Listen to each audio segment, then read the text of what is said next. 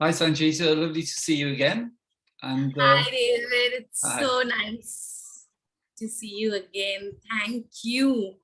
Thank you so much. I know there was some glitch, but I'm glad that now, the recording has finally started. Yeah, that's good. And so we had our first conversation on the 1st of March. And it was quite a long one, wasn't it? But it's been quite a process for you since then. So it would be great if you could share your experiences and describe how things have unfolded for you. David, can't be grateful enough, like when I approached you, actually, I just wrote that mail that it just came spontaneously. And that morning I was having a chaotic situation and just don't know why I was scrolling through the YouTube, and then I just thought that no, today I should write, to David. And I just instantaneously wrote to you, got a very good chance through Amelia, that she arranged the meetings, and I got that privilege to meet you on the 1st of March. And after I met you on the 1st of March and the conversation we both had, it was so peaceful. It was so blissful. I just don't know how to, these are all the words, but the feeling behind it was so like beyond word, beyond something that I can actually, kind of describe. I just don't know, David, had so much gratitude towards, the way you have pointed. You just pointed it so directly, so simply, that there cannot be any other thing. And not only that day, but all the videos that are there, that are there in the Conscious TV that you have given, they were the pointers that were directly pointing towards that which we are. Yes. And it cannot be any simple. So my story actually really started, as we know, in the childhood, I was in the joint family completely, with lots of love from all the members of my family, whether it's my uncle, my aunt. My parents came much later in that picture, but the love that my grandparents shower on me, my uncle, my aunt, it was so brilliant. It was can't describe in words their love. And after that, of course, I have my parents. They loved me. The biggest thing happened when my sister came into this world, the biggest, greatest, joyful day of life. So life was going very good, but I did not believe a lot of stuff that used to go outside, even as a child, even at that age, at the age of 5 or 6. Yes. I could separate myself from the things that were going outside. And I was not believing, but just believing what I knew, because I know what they are saying are just kind of, something that was not relatable for me at that age. I could not know what I know it now, but those were the things that I could not relate at a very young age. Yes. And it was full of love, just love. And from that kind of love, when somebody gets that kind of love, unconditional love, I started to get fear of losing that love. Very loving family, so much so that as a child, I did not got any insecurities in me. I, used to think that, oh my God, I'm so blessed. I don't need to have, born in any famous family or something like that. But, around the globe, Yes. who are flashed in the papers and like that. But I was just so happy in my small little world with my, people around me with so much love. And that love became very fearful. Yes. What sort of age were you at that point? I must be 7 or 8. Yeah. Roughly 7. When the fear kind of, started to arose that something will happen to my family or some disease will happen. Because, the elders would always talk about that, right? That some sort of something has happened to those people or to the other family, to the neighborhood, in the neighborhood, somebody died young. So those kind of fears started to like, no, I don't want to lose this, Yes. happiness around me. The love around me, I don't want to lose that. And so that started to build from the childhood. It started to kind of, hold control in me, but not so much so. The fear was there, but I used to pray to God.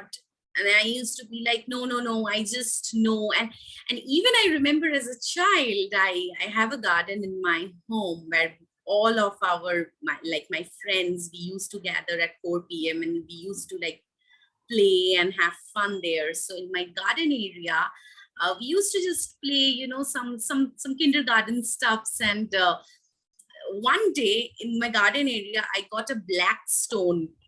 And I told my friend that, oh, this is Shiva. Okay. Let's give it some flower and let's pray to Shiva.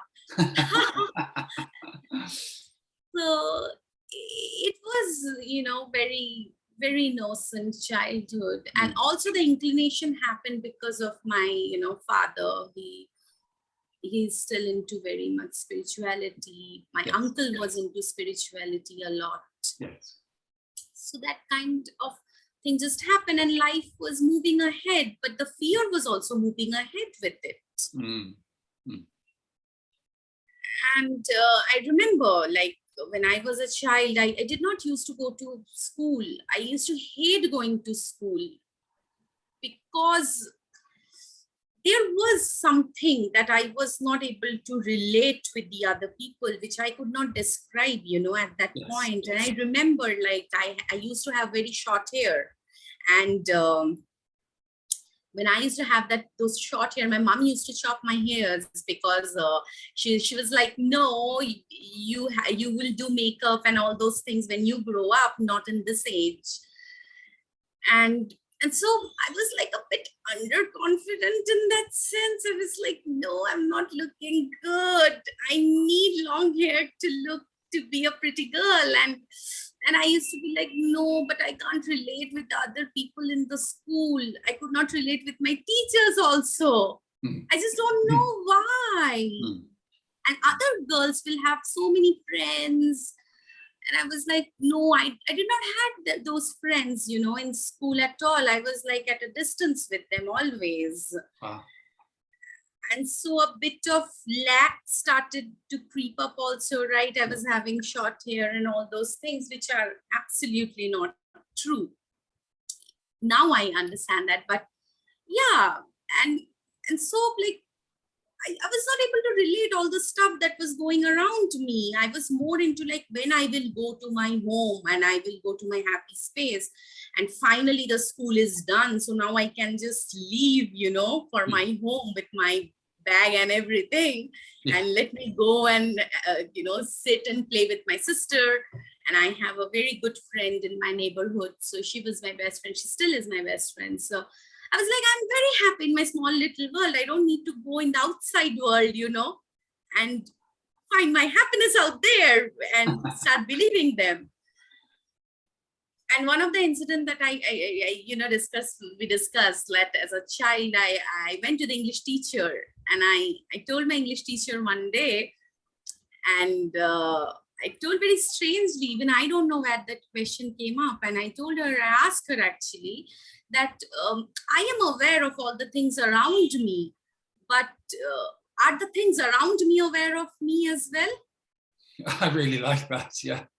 Yeah, and by that I mean the non-living things, the chairs, the furnitures, everything. Yes. And so she gave me an answer in a very simplified way that first she was a bit, she was like, but why are you asking this question? And I was 12 at that time, so not that, small little girl. So she told me that, but you are a living being. Those are not, they're non-living. That's why, how will they know you?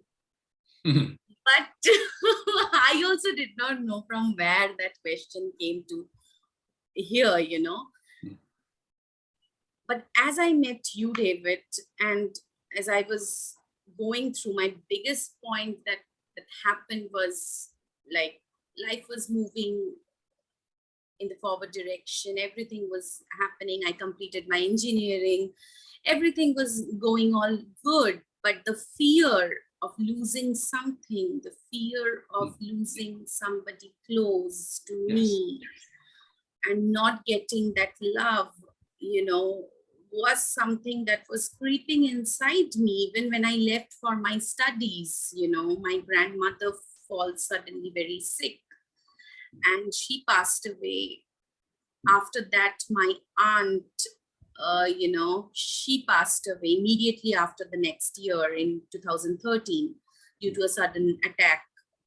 And so that caused a bit of, thing in me where, anxiety. Yeah, like not anxiety, but it was like maybe, David, anxiety, you're correct. Or But some questioning, maybe. yeah, but it was it was something suppressed. Yeah, you can call it that, but I know now that it was not that. It was just an imagination of that. But yeah, I became very sad, David, very sad. And I was like, they used to come in my dream. Still, like last year or so, they used to come in my dream. And then I actually very fortunately came across Rhonda's secret. Oh, yes. And it was Rhonda Byrne, like she showed the way. And in that span, I have had relationships that were not working. And so what happened was I came through Rhonda's secret. That was sort of a turnaround for me. But up until I came to Rhonda directly, there were moments of failures again, where actually I was watching a lot of local YouTube videos where, the YouTubers will actually, say you do this, do that, you will get this, you will get that. So as a child, I used to remember, David,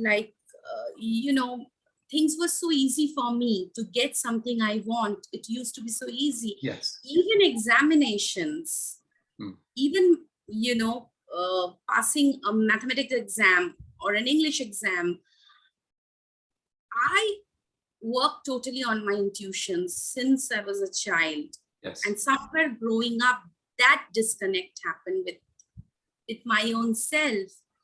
So when I was in my 10th grade, I only prepared one chapter for my board exams, for my final board exams, out of the 12 chapters in English.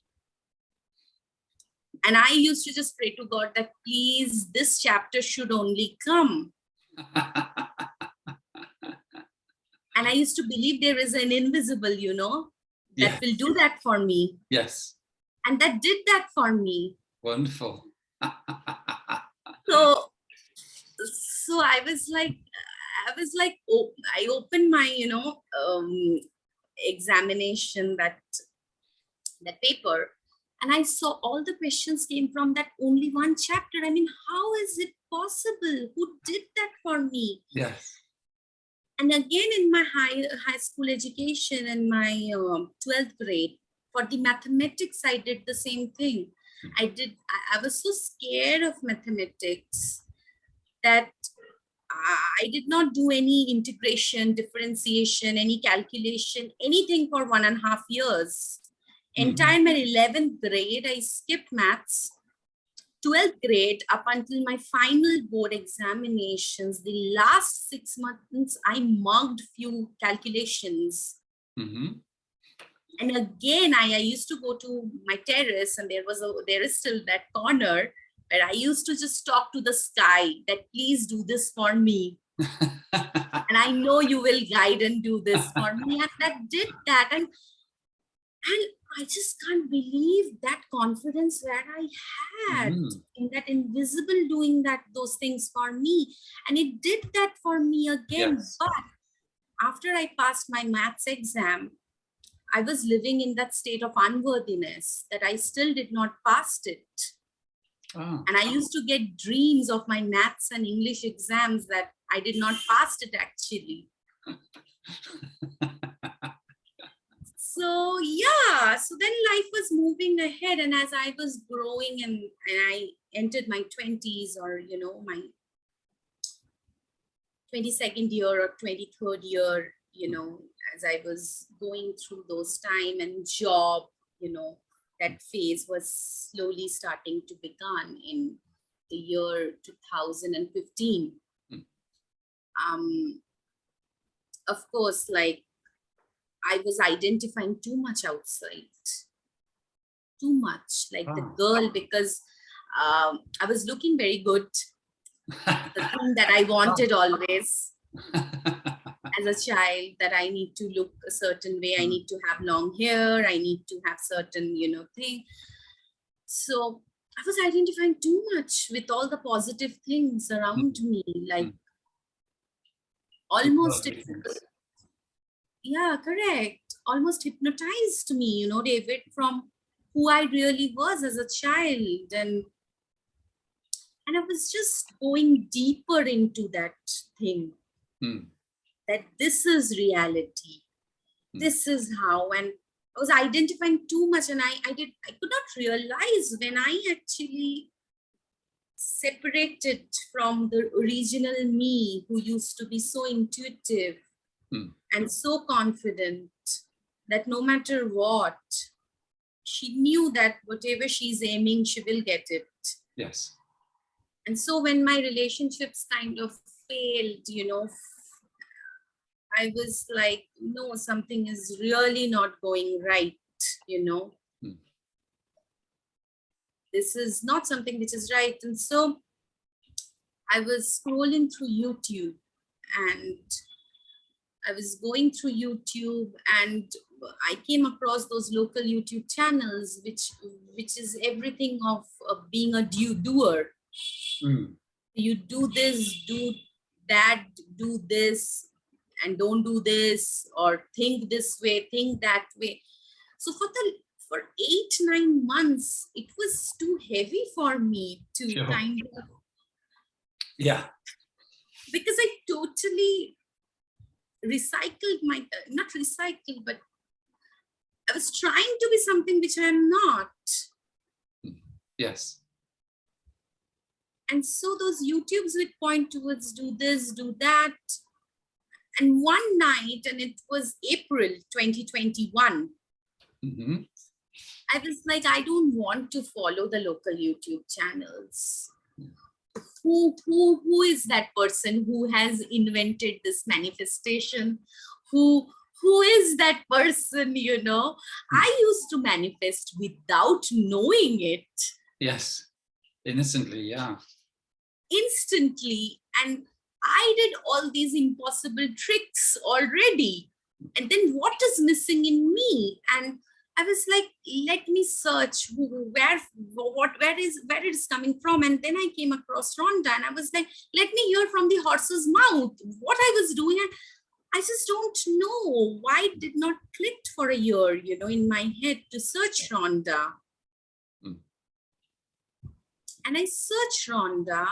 She was giving interview to Lewis, and she was introducing her new book, The Greatest Secret, which just perfectly came in the right time in my life.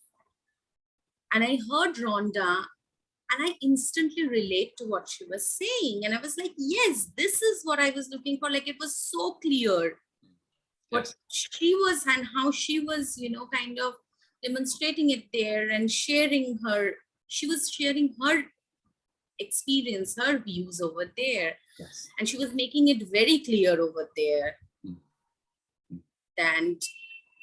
And so I followed all the interviews, and I was so grateful that during that time, Rhonda actually gave some of the major interviews, which she had never given. No. The last for many decade. years, she was off the scene, really. True, yeah, David. So, Rhonda was right here, and she did not give any interviews up until, last year, and series of her interview. And I remember I used to be like, can I manifest Rhonda giving more interviews? Because you seem to have been successful. Yeah. And so through those interviews, I purchased The Greatest, Secret book. And when I got The Greatest Secret book, I read that, book, and I could relate. One of the things, the biggest thing that happened was I was very aware of what thoughts I'm having. Yes. I was very aware of, the repetitive pattern thoughts. Yes. So that was but although I went through The Greatest Secret that time, in the April and the May of last year, 2021, but something was not penetrating deep. Something was still missing. And so I used to, check her interviews repeatedly, the same interviews. And through that, she was telling to Conscious TV, and thank God I got Conscious TV through her interviews, through her references. And I got a chance to hear Ian Renata McNee's interviews in the Conscious TV. Those, oh my God, I can't just tell, like, those were so much relatable. And there Renata was telling that Rhonda is coming next week and she's going to give interview. And Rhonda introduced David Yu over there, that yes, I heard David's and a podcast also, and we connected. So I went and checked your interview also.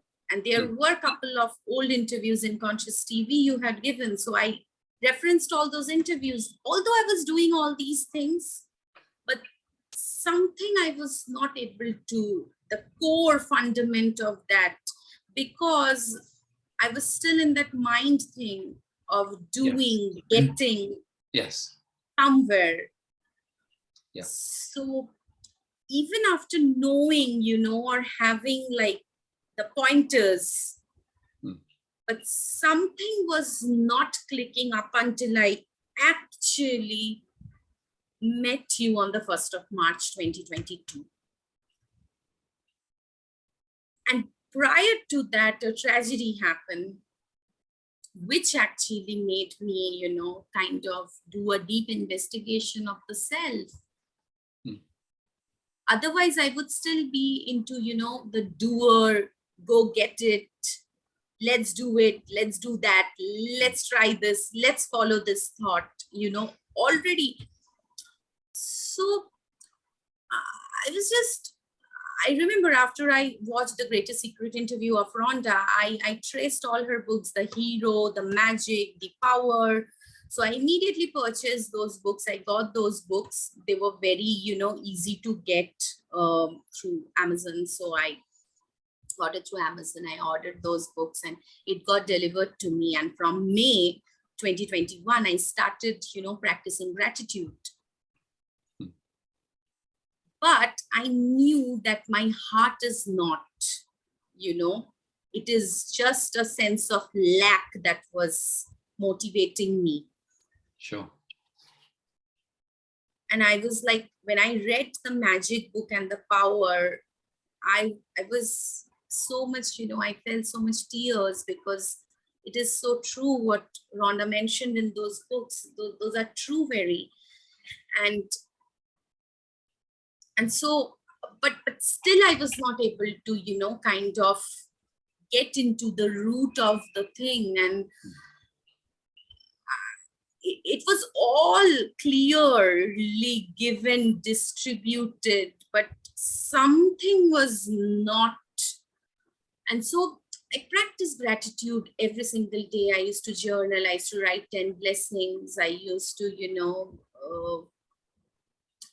but something, because I was not connected to myself, I was doing from a point of lack, Yes. not cleaning my inner self completely. Or it's not like cleaning, but it's just seeing and recognizing who you are. Yes.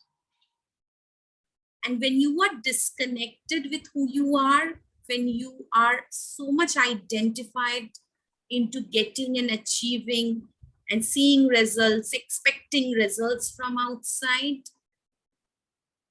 nothing can work, because inside was not open completely. It was still like, okay, it was as if like an action item that, okay, I will do 5 things, so I will get 5 things back. It does not work that way. And so even I was doing all those things, something was missing, because I was doing from a fear of losing some close one. Okay, let me write, gratitude. I won't lose them if I am thankful for them or for the health. But the turnaround happened in November, 1st of November, 2021, when my entire family got COVID. And except my mom and my sister. So my sister already got actually COVID in April 2021. So in November, again in my family, like few of the members, like my uncle, me, my father, and the other members of the family got. And my uncle was very serious. So he got admitted in the hospital for over 41 days. So he got COVID negative actually within the next 14 days, like by 14th November. But up until 11th December, when he actually, left in the physical form.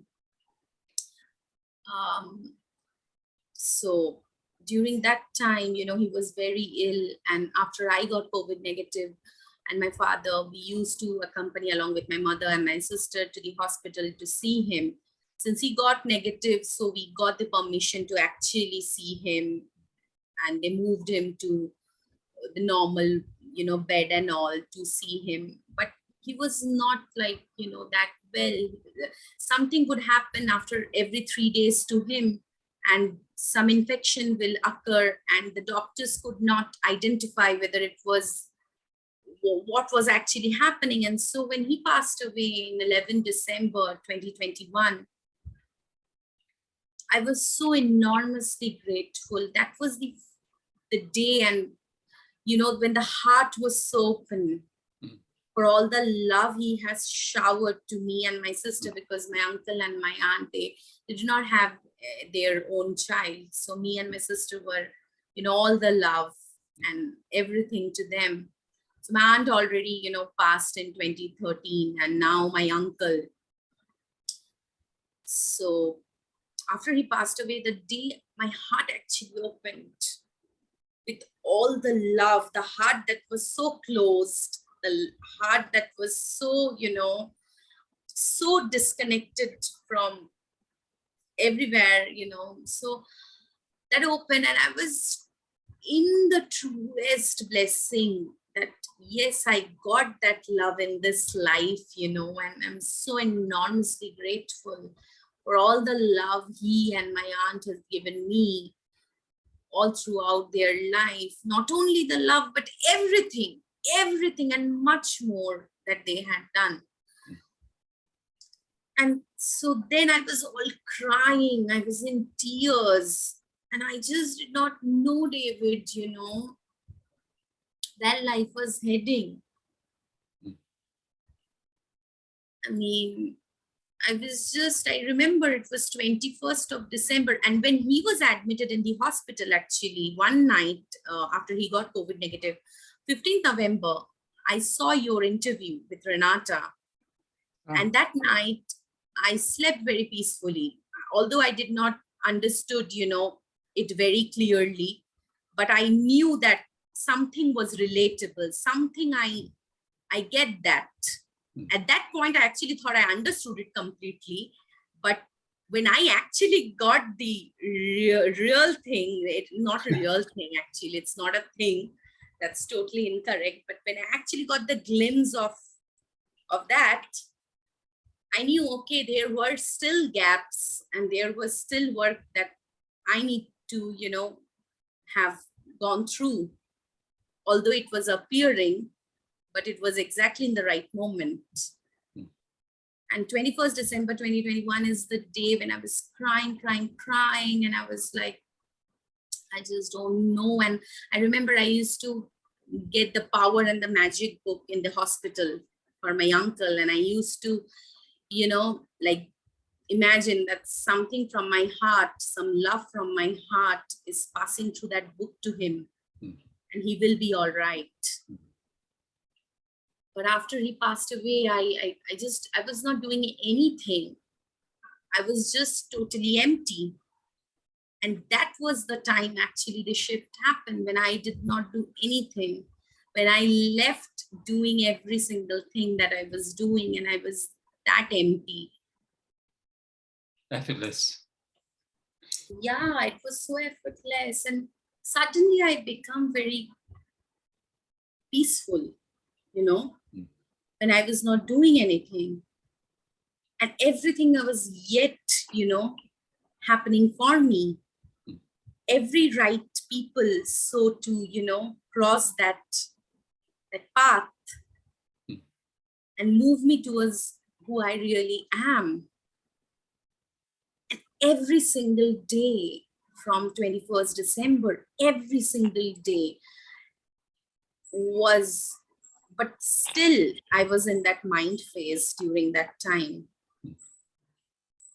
Although I understood that, I believe there is a lack in me or some loss kind of thing, it was appearing all inside me, not outside, right? So I could kind of get few things that happened and why it kind of happened, but it was not that clear.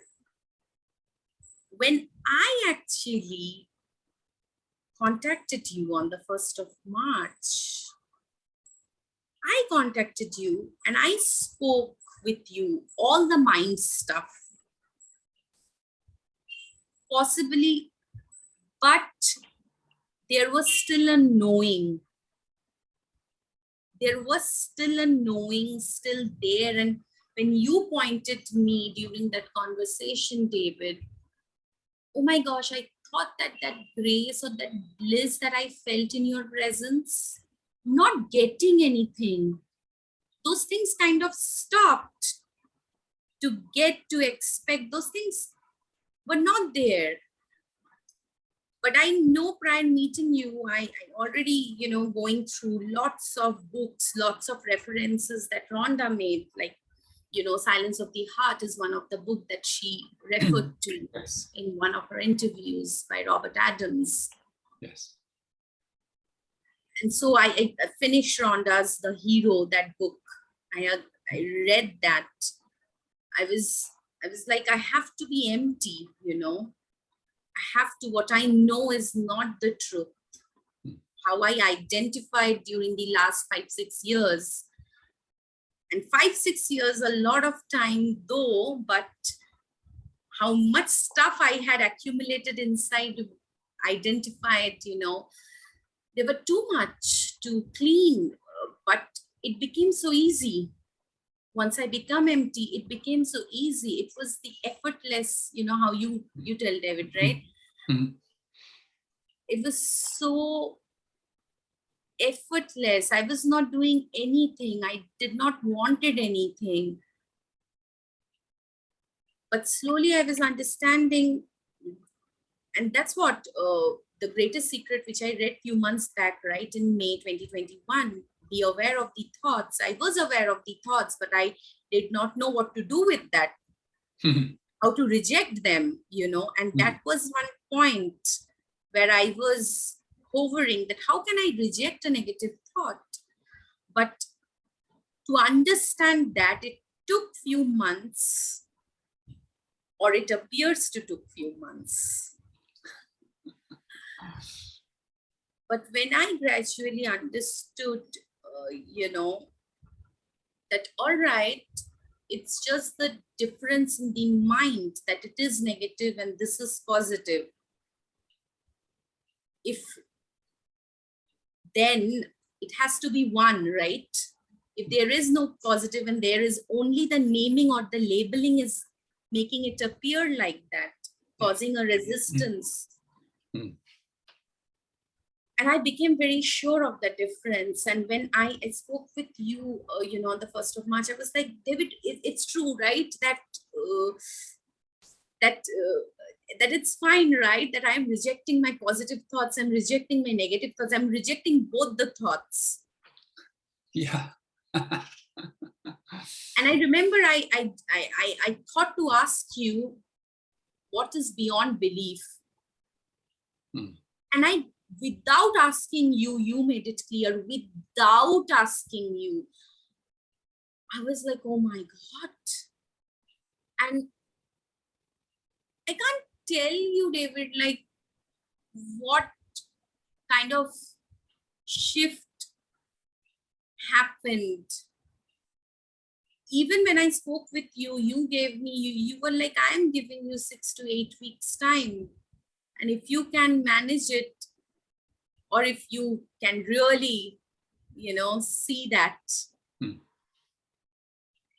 then, it will be like clear to you completely. Yes. And you won't be in any kind of secondary thought. Yes. Ever contradict with you. And you pointed very clearly, just accept it. Very direct, just accept it. This is, and you're pointing to a sovereign, being. And I know that wholeness has to be there. Yes. Wholeness is where, has to be there. But what is that? Like, because I was identifying with a place, thing, or a person, or labels. So as long as that identification is there, I mean, it won't be clear. So I knew one way was to reject all the thoughts, even the positives. Yes. Yeah. Because when I'm only speaking about myself, and my experience here might be for some other people, like it can work a bit little different. It's different way. For everyone. Yes. Yeah, it can work a different way. But for me, the kind of emotion trap I went through, or the kind of, processing, patterning of the thoughts were happening, if I would only actually focus on the positive and accept that invitation, I knew I'm still leaving a chance for the negative to kind of intervene.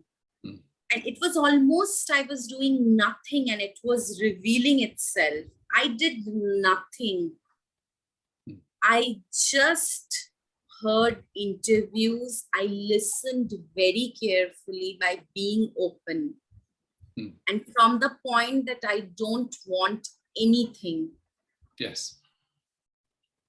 And it was not that I want or I don't want. The difference between I want and I don't want just dissolved. Yes. It is all one. It is all one. And I was like kind of a bit of a roller coaster, it appears to me, but when I became that empty by rejecting all the thoughts and just staying here, just here. Very good.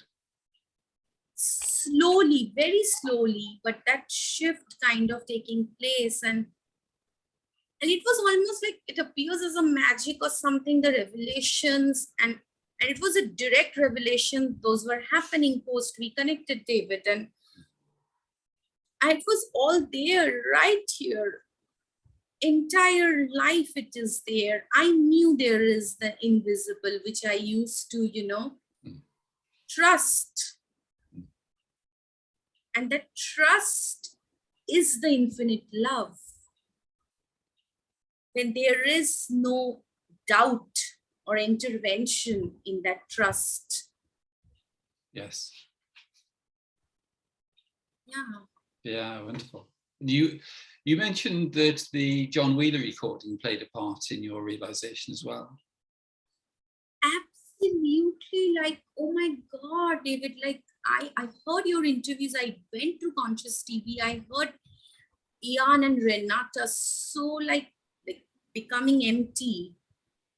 And through them, I'm so grateful that Rhonda referred Conscious TV. Rhonda perhaps referred in her interviews, all these pointers. Those are for which I'm so grateful to her, like truly and really so grateful with all my heart. And it is through the Conscious TV interview, which, which they all are referring, you also were there. And I heard, the John Wheeler podcast. I connected with you. I told that, David, but I'm not getting the John Wheeler podcast. And he said, it's right there. And I said that I even did not got the greatest secret audio. I would love to, hear the audio. I have read the book twice, but I want to hear the audio now. And immediately the next day, I got both of those, the greatest secret audio and the John Wheeler interview. And before actually the John Wheeler interview, actually, I listened one of your interviews with Maggie. And you were referring a red bus example, which is again a pointer. Yeah. And you were referring to, I was meditating in my bed and there was a red bus outside my home. And I just realized when I was meditating that it is appearing in this consciousness here itself and not something outside. And that was a very great example. And there were like, I even started journaling, writing all the revelations, because it would otherwise just go like this. It would go, it would reveal and it will go.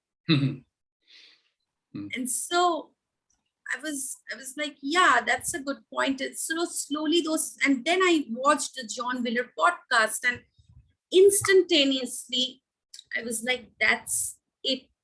Yes. This is so simple. Yes. The only division is division in the mind of not knowing who we are and thinking who we are. Yes. This is a difference. Yes. Not knowing, but thinking who we are. Yeah. And John Wheeler podcast was so like simple. There cannot, like, I think he pointed for a few minutes, or like that conversation with Charlie, I guess, right? The name of the host. Charlie Hayes. Yes. Yeah. Happened for some briefs. And she was very clearly asking him, and he was giving a very direct answer. And it was like, that's it. And I was like, oh my God, David. I mean, yes, actually, when you pointed me, David, I did not question, I was, as a child, when I used to, not identify with the teachers who are teaching all the things that are going in the universe, certain way, this is how it functions, this, that. I knew they are not my teacher. They are not teaching what I am actually looking for. I did not knew what I was actually looking for, honestly. I did not know. Up until I met you and the John Wheeler podcast, of course. But I knew that David is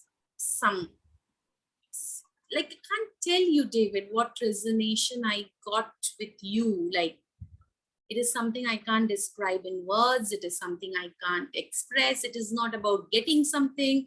It is not about achieving something, but it is some kind of a bliss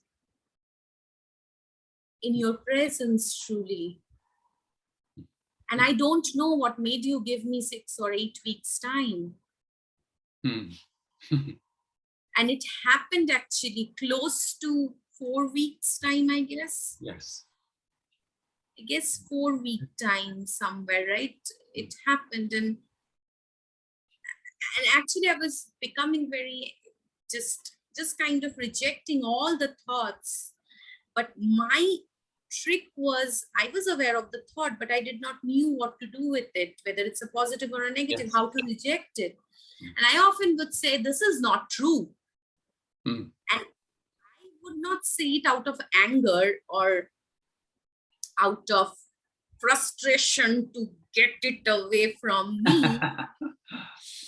But when I saw the truth, when I saw how I identified with the label, the name, the form so much, that the truth was already aware of it all the time, every time, right now. So I was actually thinking once that what make it so difficult? And something I came is like how, it is conveyed, how it is pointed. Because you told in one of the interviews that I am aware is still the mind. If you are still asking a question, am I aware? That I is there and it is the mind. It should be a way there is awareness. Yes. And it is not personal. Exactly, yes. And I'm like, yes. So there were small pointers. And that up until it became actually clear. So Rhonda told actually 2 points. She said, by quoting Robert Adams, that nothing is personal and nothing is what it appears to be. When I read The Silence of the Heart, I believe that, not believe, but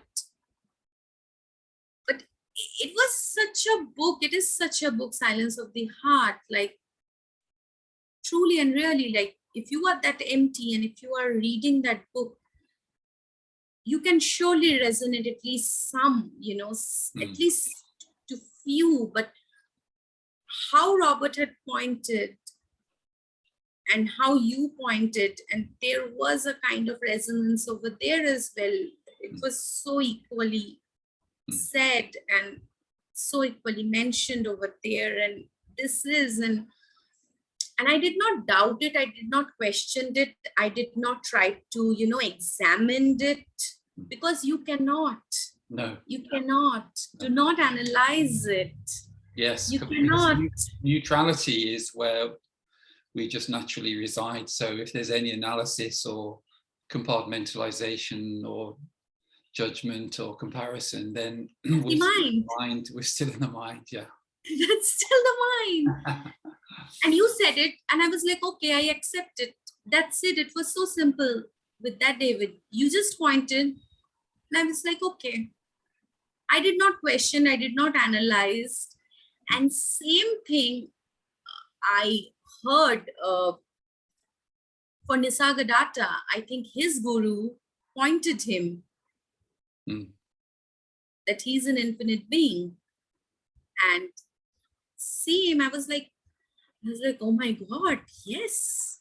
Nisargadatta also did not question his guru. No. But of course, no comparison to be made. But I could just relate that, yeah, this is the direction, this is actually, and actually there were a lot of the interviews where you made it very clear. Even one of the interviews with Conscious TV, actually all the interviews with Conscious TV, where you were saying to one of the hosts, Elizabeth, that, it's not a process. Self-realization, yes. It is not a process, because in process, you are still expecting a result, and expectation comes from the mind. So you're still in the mind. And Elizabeth was referring exactly the same thing back to you, that yes, I thought that, the doors of paradise will open for me. Yes. And it will add one more experience. Mm-hmm. But it is not like that. No. And it was very helpful because I went through that way. Yes.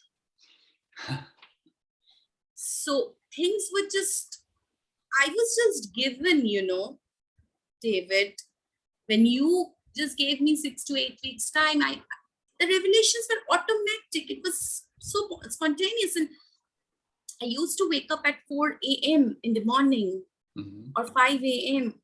Like almost spontaneously, I used to wake up and just a fresh day. I used to read all the books, becoming so empty and just not falling for the mind. And up until I actually saw, those interviews again, I revisited your interviews, John Willer's interviews. I took a printout of his book, on non-duality, and Robert Adams' Silence of the Heart was the one book that I just don't know how to describe it, and how Robert has actually, pointed to everybody. Yeah. And so clearly and so simply and automatically, David, like I did not do anything to quiet myself. I actually automatically like become quieter, love the silence which I am in. And when I was in silence, revelation were happening, and it was in that silence where, it was revealed that the division is the division in the mind. Yes. And after that, I recognized that, okay, it is actually the division between who we are actually, and thinking who we are. Yes. And when a thought would arise, something would arise, it would arise in consciousness. Although we are naming it consciousness or awareness, it cannot have a name. It cannot have a name because whatever has a name is limited. Yes. And is material. So actually it's the division between who we are and the personal I. Yes, exactly. That's the that's where we can see our true nature there. In that distinction is the distinction between the personal and the impersonal. Yeah, and a thought is arising, and that was the point where I just hovered around a bit of my time over there, that what to do with that positive or negative thought, know. And the best thing is not to react. The best freedom you have got is not to react. And all right, you just become aware of it. So I just become aware of it very silently, and I was like, it's not true. This is not real. And not just saying it, because when anybody is saying it, this is not true, but you actually had to know why it is not true. Yes. Yeah. That foundation actually happened for me. Yes. Where when I am even saying this is not true, it is 100% that, it's coming, like, I mean it. Yes. It's not that, and one of the things that happened with me, David, was I just did not know how to refer myself because I'm not the I. But in human language, there is no other way. Like, and this might be a bit of a challenge for, or it appears to be as a challenge for, a lot of who are seeking, is because of the language. That the language how it is maintains individuality. Right. I think that is one of the areas. Yeah, but in a human way, you cannot do anything better than that. You have to take that path of description. It's just it's just understanding that that's like a part in a play, really, where we're, you know, we're pretending to be an individual in time and space, and so we still relate to everyone in that normal way. But we know it's actually just a mode of experience. It isn't, you know, it isn't what we truly are. Right, true. And there were revelations. I can't tell you, like that's what I was, sometimes I used to feel like, why don't I have David just near me? You know, I wish to at least, you know, show him that, is it true? This is how, you know, how things are going, and this is what the revelations are for me. And I got very fortunate that I got that much clarity, and I went back to you with the journals, you know, Yes. that I journaled. Yeah, I think they were very helpful, weren't they? I really enjoyed reading them. Right. So I actually become very clear, David, you know, of the difference. Good, the opposite is bad. Positive, the opposite is negative. Breakup, the opposite is patch up. Marriage, opposite is divorce. Health, opposite is illness.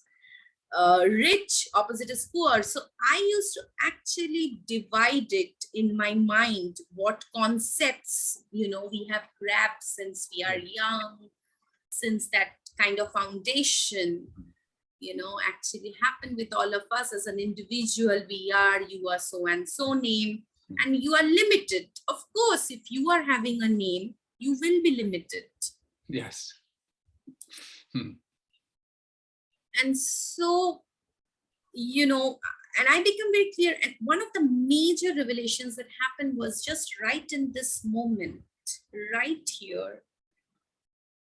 If I am attempting to change something in my life, and either remove it, what are you removing? The negative or adding the positive? So again, there is a division. Yes. So I was very clear that right here, right now, in this moment, if I am trying to change, or I'm wanting, or I'm efforting to change something, and what I am changing, the positive and the negative, the division. Yes.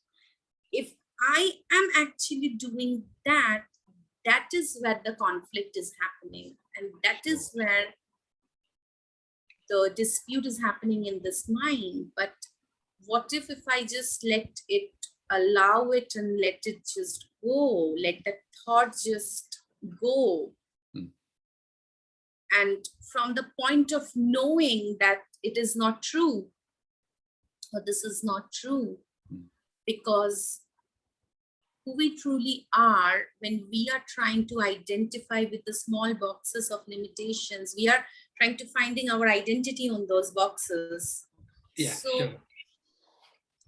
Yeah, and actually then, of course, I mean, there will be a conflict. And I became very clear that, you know, first I did not knew how to comprehend it in language, you know, David. And when I just emailed you almost spontaneously that day, that because I did not want to think and write. Yes. Because when I am thinking and when I am kind of writing, it is still the mind that is doing that. I want to, whatever is appearing, you know, in this effortless space, whatever is coming. So, and I was very clear of the division, that the division is, and what is the, and then I used to ask myself during the investigation, what is the problem? What difference is the negative making? Why this is a negative? In fact, when I did actually investigate it, I found that it was the negative that draw Rhonda to write and discover Greatest Secret. It was the negative in me, right? Yes. So I was like, it is actually the positive, and not blaming actually the positive or the negative. Just, you know, for your own investigation, these can be a bit of the pointers that I feel for myself it had worked, that not actually going in some fight mode with the thoughts, because they are just thoughts, and they're impersonal. We make it personal. Yes. By believing them. One difference that I spot is difference between realization and belief. What is a realization and what is a belief? So beliefs, that got cleared for me that, okay, beliefs are nothing but the repetitive thoughts, the patterning that we get since childhood. And beliefs are personal. Beliefs are attached to the I, yes, to the individual. But realization is not. Realization just kind of impersonal. It's not from, although it appeared to happen with an individual, but realization cannot have a thought. And I became very clear that whatever answer I'm trying to find out, the answer cannot be a thought. yes, It cannot be, the answer cannot be a thought, which implies it cannot be from the mind. The big, like, the real, you know, and the reality of it. And whenever there is an opposite, there is a dualism. yes. If something has got opposite, it has dualism. It is not non-duality. And what non-duality really is that everything is one. In totality, how Robert Adams would even say that what is the problem? Why? And the same thing I even question myself, that what is the problem with the negative? Because that is what I don't want. Right?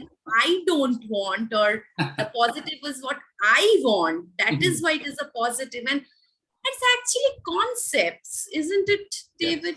Yes, it is, yeah. I like the way you describe that. Yeah, that's the negatives are only a problem because I don't want it. And the positives are great because I want it. But just for me, you know, David, the thing that actually worked is when I rejected both the positive and both the negatives, I became no friends with them. Brilliant, yes. Even some great positive, or how Robert would say that one thought is a maya or a great delusion, right?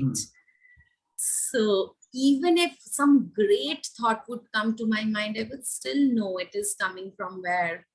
Yeah.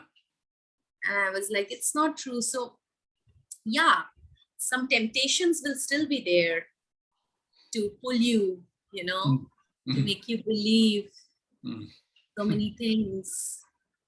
But yeah, actually, it's wonderful to watch it from a distance and really realizing. And that was the challenge for me, to comprehend that, okay, who I am, like, how can it be? But then I found that in human terms, that's really how we can formulate it. Yes. You know, there cannot be any other, like, simple way to actually kind of do that. And so it appeared to be a kind of a journey, but it's not. And I think that the timing is perfect. When it has to, it will. Yes. It's totally unique to everyone. And yours is a very unique story. I really like yours. Yeah, David, but it is also not that you have realized it, so you will be like completely thoughtless. No, the mind's still available to us. Correct. Yeah, of course, the gravity of it, or the power of it, but it will still, because you are still here in the body, so-called appearing. And one of the shift also happened is for the Advaita Vedanta. When I was searching, you know, Advaita Vedanta, I came across Ramakrishna mission, yes. The mission, and that reminded me that as a child, my grandparents used to visit mission. Oh, that's great. Right. And I was just, I mean, a few weeks back, mission is just very near to my home, very near. So the place where I stay in Calcutta, India, right? So here they have got lots of their institutes and missions. So I so happened to spontaneously, out of nowhere, I was having work that day. I closed just 2-3 weeks back. I just went to mission and to check out few of the books on Advaita Vedanta. I saw one book of Ramakrishna, and that book and his physical form made no difference to me with you. And it was a young picture of Ramakrishna, and I got actually like a few books from the mission, and those were actually hinting towards the same thing, the division of the mind. Yes. Exactly what Robert Adams just mentioned, and so the clarity kind of appeared, and when that appeared, like, and there are lots of other beings like Francis Lucille or Hill's channel on the Sedona, right? Hildon Schemes. So Muji. So sometimes I also listen to Rupert Spira, and I was like, yes, so it is like all of their contributions have already been there as well, and because could relate few things, and you would be like on the spot, you would be like, oh my gosh, that's a belief. Right? And how the mind tricks sometimes, because it's only the attachment that is fooling us. And the attachment is only of the person, of the I. It's only attachment, nothing else. Either it's the ideas or the names or the concepts. So if it has got a name or a right, so the name is kind of an idea, which is again a thought. These are all thoughts, nothing except that.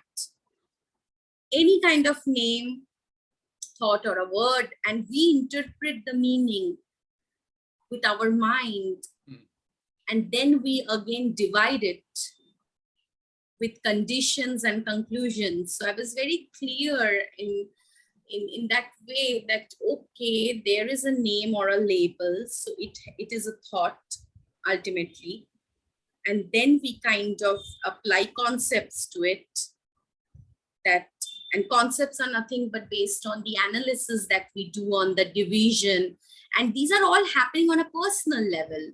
Everything is personal here in this flow chart thing that is happening. Yeah. Right, that there is a concept, there is a condition, good or bad. Okay, good, accepted, bad, rejected. And the way it is actually projected, that negatives are, oh my God, something very evil, or positives are something very tempting. And so I think once the division dissolves, then clarity in its full form appears. And wonderful, yeah, that's a great way to describe it.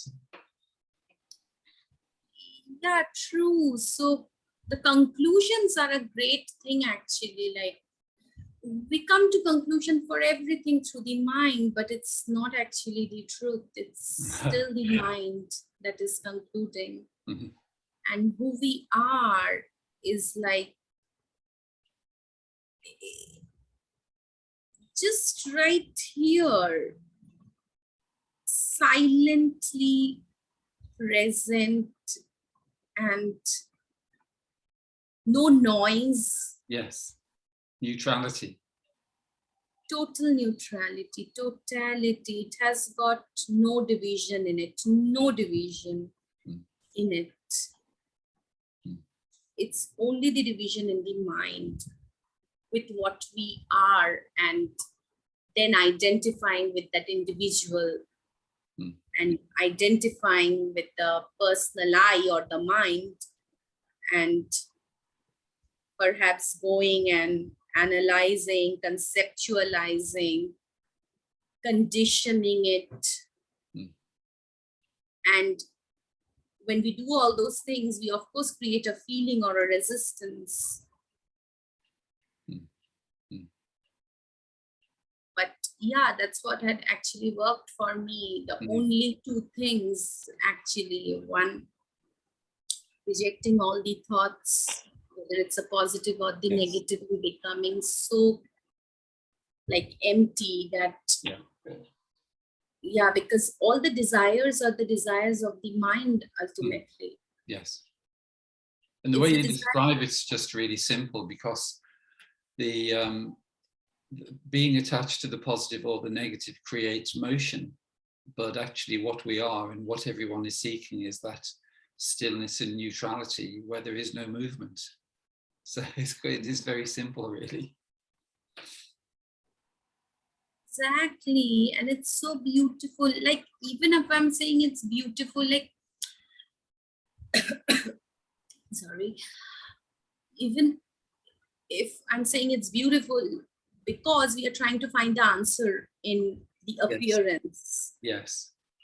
It is not actually like, because I have had this confusion, you know, when some teacher, like, you know, like any teacher, you know, most of them, because for them it's very clear and simple, right? But it's actually not up to them also, you know. It's very like not difficult, but there is no better way to comprehend it except language. We need to take the refuge of the language. Yes. But it is that cannot be a language actually.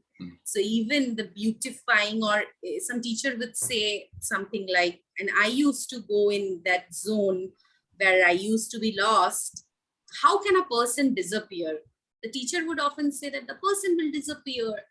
I used to just imagine and try to get the answer in the appearance, because from our mind point, you know, how we are conditioned, we are always conditioned to find the answer in the appearance, or in some form or name or something like that is our solution.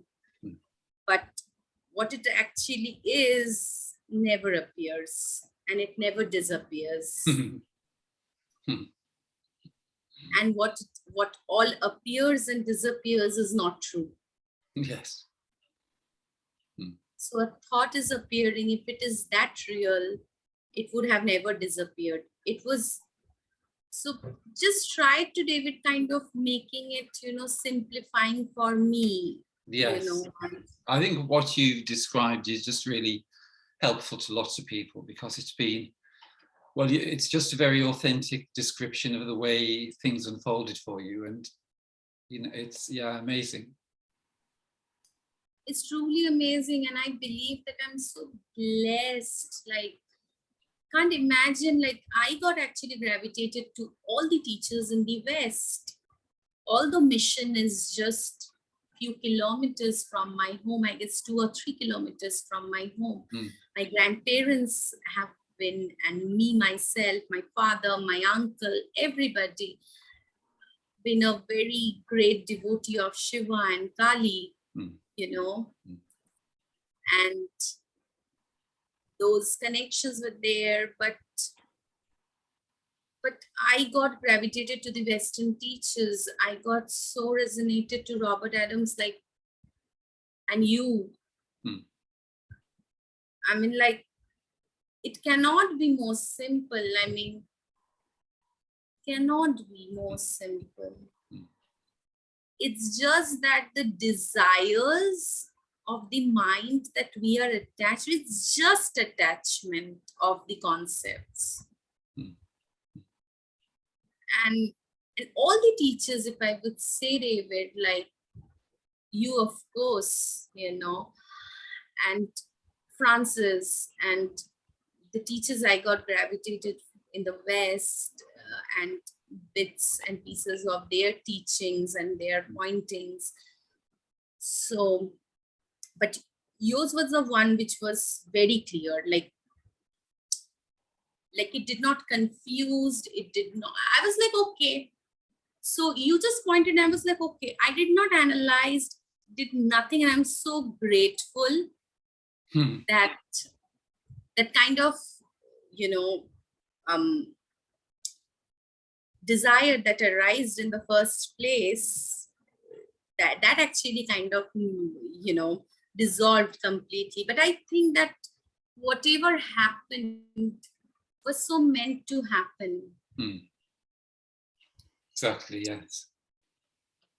Yeah, the unfolding has to happen in that way. And I'm so grateful. Like, I know there are a lot of people, you know, who follow, like, it's not like following somebody or not following somebody, but just really hope that every being get in the presence of such teachers, you know, who really, like you, David, honestly and truly, like, if they get even a glimpse, then they won't, then the seeking will immediately stop, like truly and really. But yeah, the homework actually needs to be done, of course. Otherwise, well, I think, yeah, and I think really the, you know, the most valuable thing, you know, which you've demonstrated is that you know, since you were a very young girl, you followed your own intuition. And it's been, the most important thing has been your own inner guidance, actually, because it's led you through, you know, lots of teachings, lots of different knowledge. But ultimately, it's your own intuition and your own inner knowing which has led you to realization. absolutely. And I remember when we spoke on the 1st of March, you said directly, and I was talking all the mind stuff to you. It was all the mind. And the next day I realized, immediately next day I realized I was just talking about mind stuff, and you nodded your head that mind knows nothing. Your mind knows nothing. And you just said it in this way, and you nodded your head in this way. And immediately during that time when we were, you know, exchanging, during that time I was like, what my mind knows nothing. But it's the ego that just dissolved, you know, on that immediate point. And I was like, oh my gosh. And I clearly remember that yes, the mind knows nothing. And that pointed me that, yeah, the answer cannot be in the mind, which is, the answer cannot be a thought, or we are so like identified with finding the answer in appearance or a thought that we almost ignore what is right here and stop trusting it. But yeah, it is simple. And if everybody gets, you know, who are seeking in the presence of you, any teacher who made it simple for them, you know, I mean, that is really some sort of a, like, biggest, like, not like biggest thing or smallest thing, again, not any division, but again, like, it will be very helpful for everybody, because we are, after all, walking on the same path, all of us. Yes. And what I love is just kind of being in service to our infinite nature. And so our conversation is something which can be a step or an opening or an awakening for someone. And that's the amazing thing, that we don't actually know the way it works, but just kind of being available enables that process to happen. You know, if you look at all of the different clues along the way, you know, with Robert Adams and with Rhonda and John Wheeler and Francis and Muji and Rupert, and, you know, there's a kind of sequence, and it just reveals itself somehow.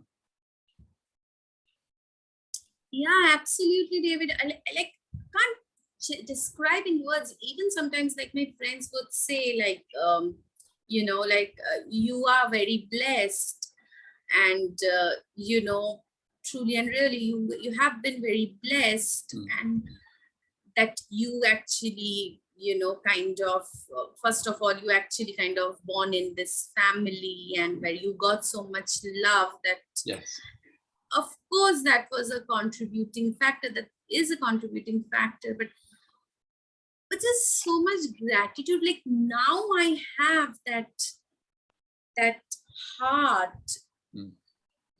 It's not gratitude for achieving something, like can't describe it, but also coming in contact with these beings kind of make it, of course, very clear, the path that we are on. It's a clear path. It is something like filled with love for nothing. It is not a love to get something, to get somewhere, because those are stuff of the mind, but it is just a clear path, just to see that clear path. Yeah, it is. And the trust that I actually lost, David. yeah, it's funny, you had everything as a child, didn't you? And then you were conditioned by the world, and then had to re-find what you already had. What I already had, I just kind of, it did not got lost. It cannot be lost. No. But it was listening in the background. It was going through this game, and yeah, just smiling. Smiling, just knowing. Yeah, but even we are saying it's smiling, it's really not to visualize or imagine something is smiling. No. But yeah, it was so in the background, and there is a knowing. I'm just happy that the person I was in my childhood, when I just disidentify with all the materials that were outside of me. Actually, they can't be outside of me, and outside of me can only be for the person, but for the consciousness, yeah. But whatever it was, the trust that I lost, or the confidence or the love for my own self. So yeah, and it is not attached to anything. It is not attached to getting something. It is not attached to go somewhere, achieve it. It is not attached to the money. It is not attached to health. It is not, like Robert would say, that there is no health and there is no illness. Yes. Yeah. Just kind of reminding, and I just don't know if 1st of March, David, I did not have met you, or just spontaneously almost I emailed. I was actually in a mall that day, yeah, and you reverted me back. Like in the morning, there was a chaotic situation, and I had a bit of an argument with my mom, and I was not feeling good, and I just watched your interviews. Of course, I knew, David, you few months back or only, but I did not reach you. I thought I'll be fine, and I got very much engaged with my uncle's health and everything, so I could not reach you then, but something wasn't there, something was, of course, guiding me to meet you and reach you on the perfect time. And so it so happened that day, that morning, and you mailed me in the UK time later, and it was evening over here in India at that time, Amelia, and you emailed me, and been very grateful. Had that incident had not happened, I would have not had so much almost spontaneous push, that knows the way that. And actually the clarity happened post 1st of March. Yes. Otherwise, the seeking would still be on. Yes. It's so nice to come to an end. Yeah, it is actually. I can't tell like how much peaceful and how much, subtleness and calmness and just trusting life and Yes. not interfering in that, Yes. how it is unfolding, because even if we kind of, interpret what is going to unfold, it's still the mind. It's still the thought, and mind is nothing but thought. No, it isn't. And just, just treating everything as an adventure is so nice, because if we do that, we're not in fear. We're just enjoying the whole process unfolding, and we have no fear. We're just wondering, what's going to happen next, but we know it's going to be fine. Absolutely. And you said it in one of your interviews with the Conscious TV that, if terrorists will come and attack in between this interview, I will exactly know that it is so meant to be. And there is, you remember that interview? Yes, yeah. So yeah, just trusting, and that I was just, missing the trust and yes, missing who I am really, and knowing it, yes. knowingly knowing it, and being aware of it. Previously in my childhood, I was unaware, but I was aware that there is yes that. And now when I just kind of got that glimpse, yeah, it's actually just letting it unfold. Do not interfere, and not interfering is just putting your thinking. That is the intervention, only intervention. Yes. Nothing else. Yeah. And the great thing is, even that get merged with that self. So it's ultimately one. Yeah. Yeah, wonderful. It's one, it's totality, even the positive, the negatives, and yeah, so it's great. But yeah, again, like once you see it, it does not mean that the doors of paradise will open. It's just that you will be at a distance. Yes. And trust and love life, or not be attached so much with what is going on. It is subjected to change. It's subjected to appear and disappear. Yes. Ultimately. Wonderful. And also, David, like that equality in thoughts, that is the sovereign nature of us, isn't it? Like, yes.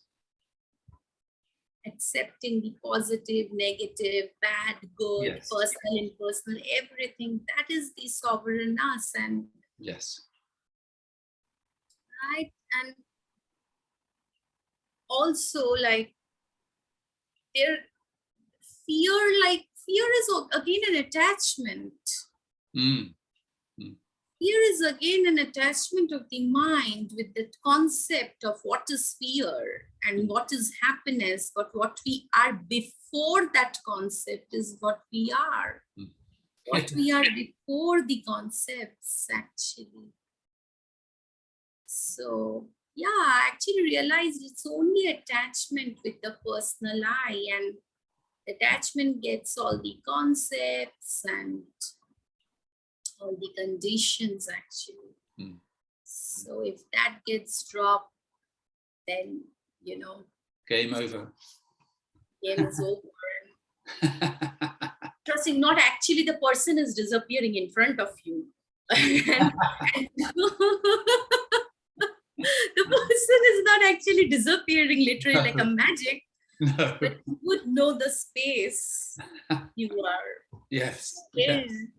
But it is actually very funny, or not funny actually, when we are seeking, it's not funny. It's intense.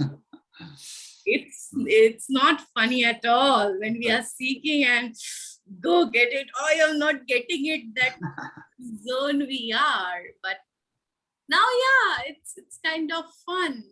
Even when things are not, so, appearance-wise reflection, apparent reflection of not happening the way I want it, which means the way the mind desired it, right? With the attachment of wanting, not wanting happiness concepts. So, but still trust that was missing for me. Still know that right now, right here is exactly where I need to be. Yes. I'm exactly where I'm supposed to be, and there are no mistakes. Nothing is wrong. Yeah. It cannot be impossible. Something cannot be wrong except in the mind. It cannot be. Well, all suffering exists in the gap between where we are and where the mind says we should be. Yeah, and if really, like someone reads, Rhonda's interview or your interviews where she referred Silence of the Heart book by Robert Adams, they would get a glimpse of it, how beautiful we are, and not visualizing or imagining how beautiful we are, because that is the mind doing in the physical form, but actually in the formless form. What is actual beauty, and that I became very clear with that thing, David, that right now, right here, I am where I am supposed to be. And if I want to change where I am actually, then that is the mind telling me. Yes. Then the conflict, then the suffering will start. But there are no mistakes. And why things get repeat for us, Robert made it so clear that, we are lucky that if we came across same mistake again, that means we have to, set ourselves free from that mistake. But there are no mistake actually in the absolute. There cannot be any mistake. That division is not there for a mistake or a correction over there. But yeah, if we want to change where we are, we might appear to change it for a while, but again, some other thing will happen. And we cannot pass that lesson, or so-called lesson. But yeah, just allowing whatever is appearing, allowing it totally allowing what is appearing where we are here, currently, in now, in here. Yes. And not trying to change or efforting to change or make it, beautifying it and bargain it for a good or a bad thing, right? Or exchanging, just, it will go, it has to go, because it is not real, it will disappear. Yes. So that's what I actually kind of, That's wonderful. That's really helpful to lots of people, and it's been so enjoyable having this conversation and spending time with you again. It's so nice to, have you, David, like truly and really, when you mailed me back and said that be in touch, of course, like I can't describe in words enough, honestly and truly. I don't have actually words to describe the resonance, or it's something that is so like close to my heart. Thank you so much. Yeah, thank you too. It's been great. And thanks so much for agreeing to record this conversation. So yeah, I look forward to speaking with you again soon. Sure, of course, David. See you. Thank you so much. Thanks so much. Thank you. Bye-bye.